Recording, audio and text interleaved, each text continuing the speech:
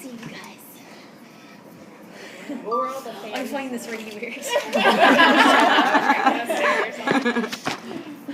Well, if you didn't know, we're all the fan sites that I know. follow the host or whatever. So, When you were filming, did you pre-record the voice inside of your head, and were they playing it while you filmed it? And how was that working with that? Exactly, that's exactly what we did.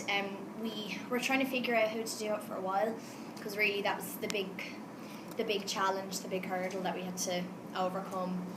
When we started shooting, we were trying to figure out how to do that. So the Melanie VO had already been written in the script and everything, so we basically just went into a recording studio, a sound studio, and went through all the stuff over about 2 days and recorded all the rough dialogue. And I mean, that even started to change in post. We were, trying different things out just to make the story a bit clearer and stuff, but it was all I needed to, just to be able to react to the other person in my head. So I had an earpiece that the sound team would kind of activate whenever I was doing stuff on my own. It was great, and I thought it was going to be kind of weird. It was going to be a bit odd to have scenes just when you're talking to yourself, but I actually really enjoyed it. It was great. I didn't have to worry about anyone else. Egos, just my own. This seems like every actress's dream part. I mean, from the moment that I read the book, I thought they're going to have to get the best actress, because you essentially have to play 2 roles in the film. Was it hard, spoiler alert if you haven't read the book, was it hard then to give up one of those characters to another actress at the end? Thanks. It was a bit, actually. It was a bit strange. Emily Browning takes over at the end. Mm-hmm. And, we did it over a couple of days, all of her stuff where she plays Wanda. And I did find it quite odd that, all of a sudden there was only one of me, and I wasn't, because for the majority of the film I am playing Wanda, I'm not playing Melanie.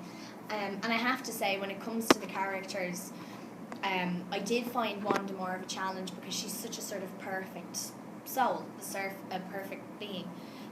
So it was quite nice at the end just to go back to Melanie and have someone be human again. Yeah, because she's really feisty and she's got a bit of a mouth on her, and so I was really excited about just going back to that too, and that was the real blessing with this film, is that you'd get sick of one character and in a few days you'd be going back to the other one. So how long did you work with Emily, or to kind of transfer that character? Did she watch a lot of the dailies or anything like that? I think she did. Yeah, she came in when we were already really heavily into the shooting, so I couldn't really walk away from set.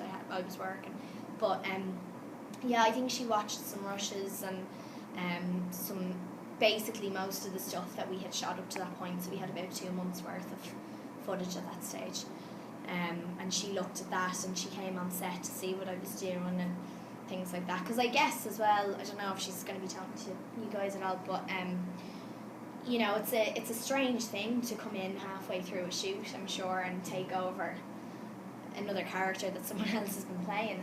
I'm sure it's a real challenge. So, so that's what she did. So who do you prefer, Wanda or Melanie? I prefer Melanie. I prefer Melanie because she's really feisty, and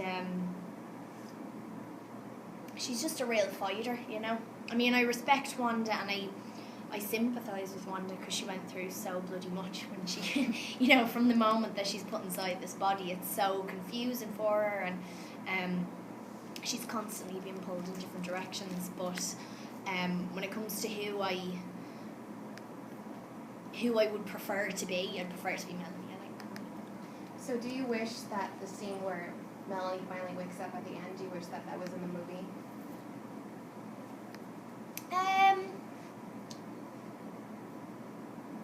No, I think it's fine the way it is. See, the thing is as well, it's such a massive book that there's no way everything could have been put in. So all the stuff where they go out and find the body for Wanda and all that kind of stuff, we needed to take some bits out. So I think that it was just kind of the way it turned out. But I don't mind. I think as long as it's clear for people, and people as well.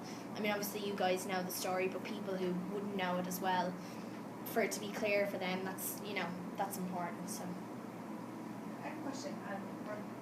For the fandom, did you do any research of what Stephenie Meyer's fandom was coming into when you were cast as it, and what your thoughts were? Any intimidation by the sheer number? I didn't really do any research. No, I mean I was very much aware of the fan base that Stephenie's books had and the movies had, and I've seen footage from the premieres of Twilight, and it's just, and I went to the last breakdown. Yeah. I'm sure you guys were there.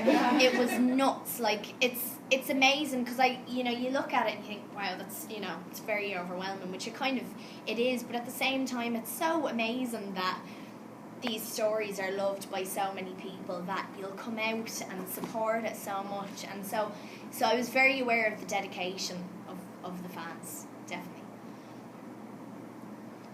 You're very drawn to different projects, not so much like mainstream media. So what drew you to this project?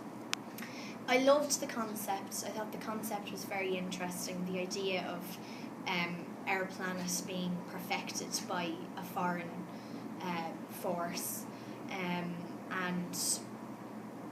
what really makes our world perfect, and in whose eyes is it perfect, and all that kind of stuff. So there's all these kind of different plays and perspectives and opinions and things like that, which I thought was very interesting. And I like the idea of playing two different characters as well, and just kind of hopping between the two. And then when I met Stephenie, she was the first person that I met out of everyone, and kind of loved her straight away. So I really wanted to work with her. Were there any big tips that stood out from her, saying your character should do this, or any personality traits